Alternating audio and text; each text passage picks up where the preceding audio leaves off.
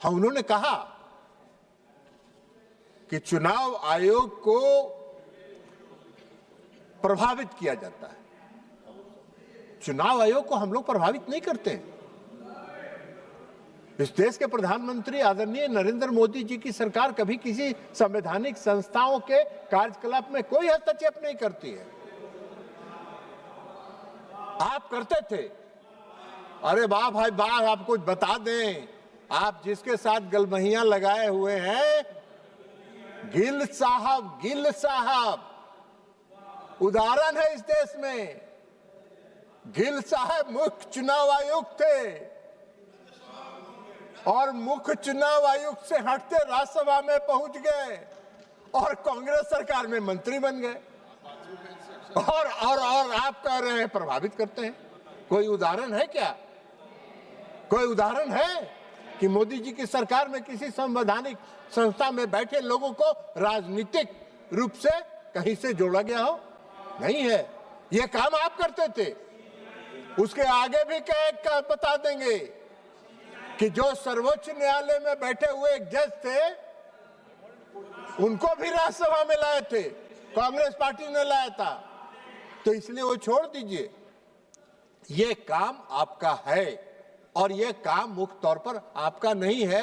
आप तो नहीं है, आप बेकार उसमें कर रहे हैं। उनके साथ ज्यादा मत सटिए, नहीं तो बिहार में जो हालत हुआ है वही वहां भी होगा। तो इसलिए उधर मत सटिए, थोड़ा दूरे रहिए, डिस्टेंस बना के रखिए।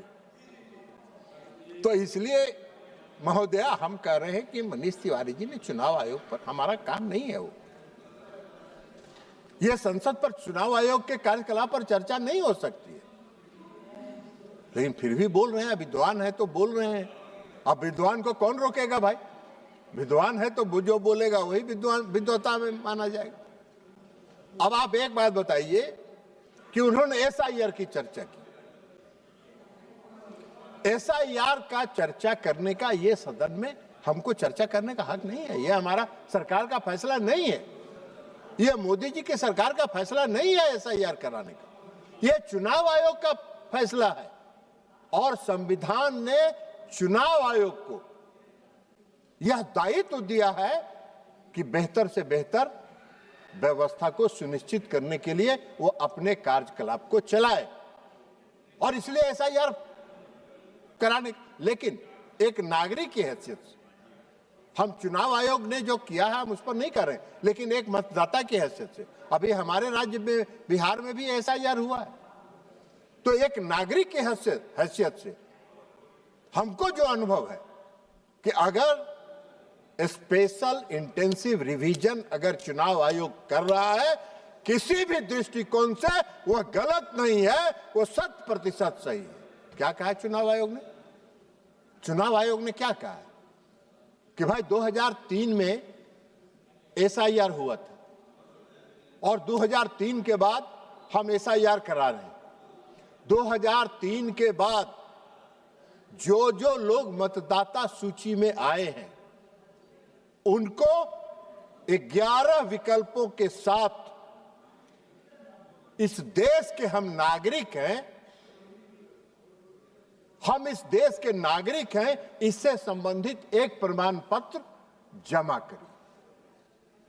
हम अगर इस देश के नागरिक हैं और हमको चुनाव आयोग कह रहा है कि आप नागरिकता का अपना प्रमाण पत्र दीजिए, तो हमको क्या दिक्कत होगी? हमको क्यों परेशानी होगी? मैंने भी इस बार एसआईआर हुआ, हमने भी फॉर्म जमा किया, सारे प्रमाण पत्रों के साथ हमने किया। अब इनके लिए दिक्कत है कि जो इस देश का नागरिक नहीं है। महोदय, हम आपको एक बात बता देते हैं, जब एसआईआर की प्रक्रिया शुरू हुई तो बिहार में 2 जिले ऐसे हैं जिन जिलों में 5 लाख लोग से ज्यादा लोगों ने 3 महीने में नागरिकता प्रमाण पत्र के लिए आवेदन किया। वो कौन थे भाई? कौन थे वो कौन थे? और अगर ऐसे लोगों को सत्यापित करने का काम चुनाव आयोग कर रहा है तो चुनाव आयोग क्या कर रहा है? एक नागरिक की हैसियत से हम इस बात को कह सकते हैं। 11 विकल्प में आपको एक विकल्प भी दे सकते थे। यह चुनाव आयोग का दायित्व है और फिर आप एसआईआर पर चर्चा कर रहे हैं। एसआईआर पर तो सारा मामला सुप्रीम कोर्ट में बहस हो चुका, तो फिर यहां काहे के लिए बहस कर रहे हैं? आप मनीष तिवारी जी वरिष्ठ अधिवक्ता है, सुप्रीम कोर्ट में वो सारा तर्क आप जाके रखते।